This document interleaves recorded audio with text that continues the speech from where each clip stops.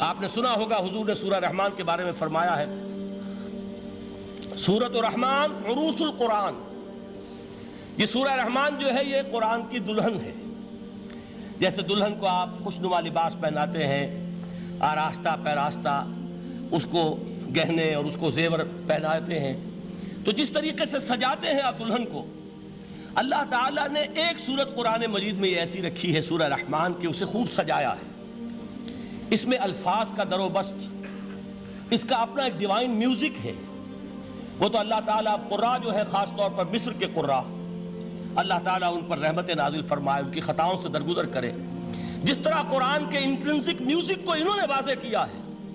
واقعہ یہ ہے کہ اگر یہ لوگ نہ ہوتے، شیخ عبد الباسط محمد عبد الصمد، شیخ محمود خلیل الحصری، یہ لوگ کہ جنہوں نے قرآن کے اس غنا میوزک، یہ لفظ جو ہے آپ حیران نہ ہو کہ میں یہ کوئی شاید توہین کر رہا ہوں قرآن کی، حضور نے یہ لفظ استعمال کیا ہے. تغنو، اس قرآن کو اچھی سے اچھی خوشلہانی کے ساتھ پڑھو. من لم یتغن بالقرآن فلیس منا، جو قرآن کو بہتر سے بہتر انداز میں، اچھی سے اچھی آواز میں، خوشلہانی کے ساتھ پڑھنے کی کوشش نہیں کرتا، وہ ہم میں سے نہیں ہے. بلکہ ایک مرتبہ حضور رات کے وقت آپ گشت پر تھے اپنے ساتھیوں کے حالات معلوم کرنے کے لیے. حضرت ابو موسیٰ اشعری رضی اللہ تعالیٰ عنہ ایک صحابی ہیں، ان کے گھر کے پاس سے گزر ہوا، وہ رات کو تہجد پڑھ رہے تھے، کھڑے ہوئے کیف کے عالم میں قرآن تلاوت کر رہے ہیں. حضور کو بہت پسند آئی ان کی قرات، کافی دیر تک وہاں کھڑے سنتے رہے. اب انہیں کیا پتا کون سن رہا ہے. بالکل اسی طرح سمجھ لیجئے ایک بات یاد آئی ہے. حضور فرماتے ہیں کہ جس طرح کان لگا کر اللہ قرآن کو سنتا ہے، کسی چیز کو نہیں سنتا. ہمیں نظر نہیں آتا نا، ہمیں معلوم نہیں، ہم قرآن پڑھ رہے ہیں تو سننے والا کون ہے؟ سب سے زیادہ کان لگا کر خود اللہ. یہاں اس لیے مجھے یاد آیا کہ ابو موسیٰ اشعری کو کیا پتا تھا کہ کون سن رہا ہے. وہ اپنی کیفیت میں نماز میں تہجد میں قرآن کی تلاوت کر رہے تھے، اور ظاہر بات ہے ان کے گھر ایکڑوں میں بنے ہوئے نہیں تھے، ایک ایک کمرہ، ایک ایک کوئی حجرہ، ایسے ہی تو گھر تھے نا صحابہ کے. لہذا حضور پاس سے گزرے، آواز آئی، کافی دیر سنتے رہے. اس کے بعد آپ تشریف لے گئے، صبح فجر میں ملاقات ہوئی تو حضور نے تحسین کے انداز میں فرمایا، یا ابا موسیٰ انک قد اوتیت مزمارا من مزامیر آل داؤد. اے ابو موسیٰ، تمہیں تو آل داؤد کے سازوں میں سے ایک ساز اللہ نے عطا فرما دیا ہے. جس طرح حضرت داؤد، لہن داؤدی مشہور ہے کہ جب وہ پچھلے پہر رات کو حمد کے ترانے الاپتے تھے، قرآن میں ہے کہ پرندے شامل ہو جاتے تھے ساتھ، اور پہاڑ وجد میں آتے تھے، پہاڑ بھی ان کے ساتھ شریک ہوتے تھے. تو جس طرح کا اللہ نے ان کو لہن عطا فرمایا تھا، حضور نے تحسین کے انداز میں فرمایا ہے ابو موسیٰ اشعری، اللہ نے تمہیں بھی آل داؤد کے سازوں میں سے ایک ساز عطا فرمایا. بہرحال قرآن مجید کا جو یہ میوزک ہے، قرآن کے الفاظ کا جو حسن ہے، جہاں تک حسن معنوی ہے وہ تو ہر لفظ میں ہے، لیکن یہ حسن ظاہری، حسن صوتی، حسن لفظی، یہ اپنے کلائمیکس پر آپ کو نظر آئے گا سورہ رحمان میں.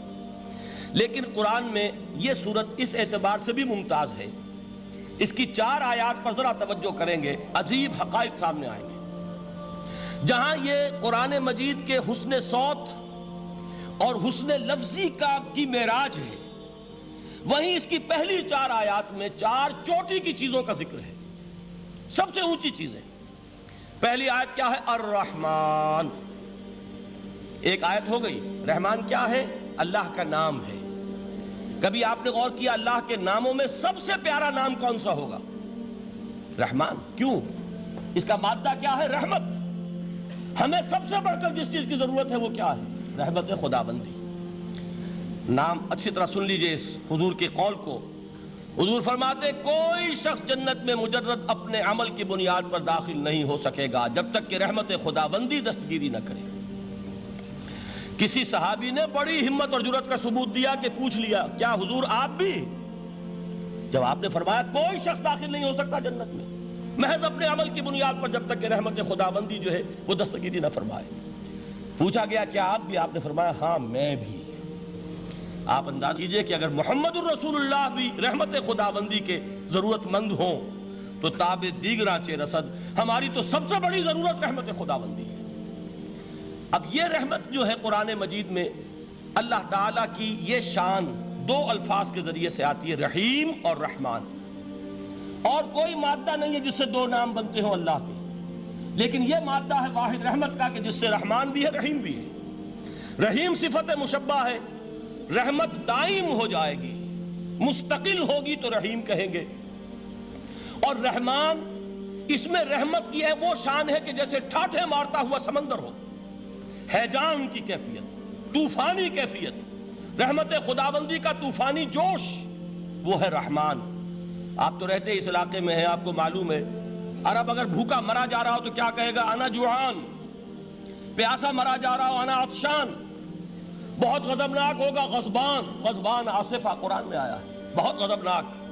رحمان جس کی رحمت جو ہے جوش میں ہے، ٹھاٹھے مارتے ہوئے سمندر کے مانند۔ تو یہ اللہ تعالیٰ کے ناموں میں سب سے پیارا نام۔ اب آگے چلیے، الرحمن علم القرآن، رحمان نے قرآن سکھایا۔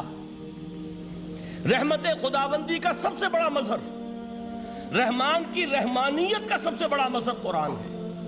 ان میں جو منطقی ربط ہے اس کو سمجھتے جائیے۔ اچھا آپ یہ سوچئے، جو علم بھی انسان کو حاصل ہوا وہ کس نے دیا؟ اللہ نے۔ سائنس کا علم کس نے دیا؟ اللہ نے۔ علم آدم الاسماء کلہا، وہ علم الاسماء جو حضرت آدم کو دے دیا گیا تھا ازل میں، یہ اسی کا ظہور ہے، یہ اسی کی ایکسفولیشن ہے جو ہو رہی ہے اور ہوتی رہے گی ابھی۔ اور دوسرے علم ہے وہ کس نے دی؟ اللہ نے دی۔ لا یحیطون بشیء من علمہ الا بما شاء، مخلوق میں سے کوئی اللہ کے علم میں سے کسی شے کا احاطہ نہیں کر سکتا مگر وہ جتنا اللہ دینا چاہے۔ لیکن یہ کہ تمام علوم میں چوٹی کا علم قرآن، نوٹ کرتے جائیے، اب چوٹی کی چیزیں جمع کیجئے۔ اللہ کے ناموں میں چوٹی کا نام رحمان، اللہ نے جو کچھ انسان کو سکھایا اس میں چوٹی کا علم قرآن۔ خلق الانسان، انسان کو پیدا فرمایا۔ سوال یہ کہ حیوانات کو کس نے پیدا فرمایا؟ آسمان کس نے پیدا کیے؟ زمین کس نے پیدا کی؟ فرشتے کس نے پیدا کیے؟ کیا مطلب خلق الانسان؟ اس کی تمام مخلوقات میں اس کا کلائمیکس، اس کی تخلیق کی معراج، اس کے تخلیق کا نقطہ عروج انسان ہے۔ یہ ہے کہ جو مسجود ملائک بنا ہے۔ وَلَقَدْ كَرَّمْنَا بَنِي آدَمَ وَحَمَلْنَاهُمْ فِي الْبَرِّ وَالْبَحْرِ وَرَزَقْنَاهُمْ مِنَ الطَّيِّبَاتِ وَفَضَّلْنَاهُمْ عَلَى كَثِيرٍ مِّمَّنْ خَلَقْنَا تَفْضِيلًا۔